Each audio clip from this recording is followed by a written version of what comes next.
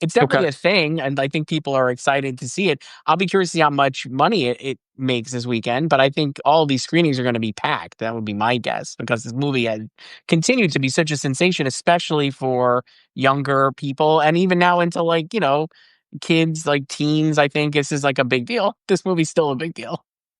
Yeah, but I think that, well, I hope this becomes something. And again, it's this evolving story of the not just the movie business, but also Netflix and the movie business, where because Netflix, famous for being like, yeah, this isn't really a business of ours. We don't think it's a great business, blah blah blah. And it's like you can make a decent chunk of change off of this, and it provides that again. What was that? The Minecraft, go see it with a group, like go have fun in the theater thing.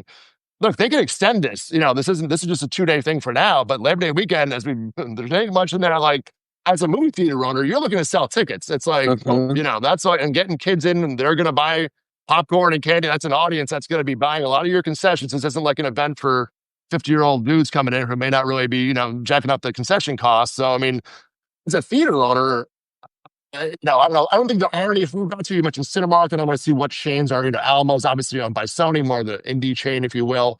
If there are AMC theaters or Regal theaters doing this, I'll double check that data is. But again, late summer, I am very curious to see how this all goes, Chris, and how wide they go with it, or can get it. I think I guess it's gonna like I don't know where you are on this, but to me, I feel like this would have been I think this would have been a significant hit this summer in theaters based on what we saw. Just if like I with don't, the I don't you don't believe think this at all, so? actually. But You no, don't believe go this? ahead. Yeah, Okay, I continue think on. it would. Sorry, give me your pitch. I think it would have been a big hit because we saw like the biggest animated movies or what, like you said, like Bad Guys, Elio. Like, there's not really anything this summer for that market except for like Lilo and Stitch, which was a live action, or How to Train Your Dragon, which is also a live action. I don't know. I think Right. this could have been a like. I'm not saying it would have been like. I'm not saying it would have been like Inside Out 2, but I do think it would have been bigger than these animated movies we had this summer. I guess that would be my take. I think people are going to come out for these screenings, and I think especially if they go into Labor Day because there's nothing else in theaters, it could continue, and then all of a sudden they're building actual business out of this, and maybe that is something.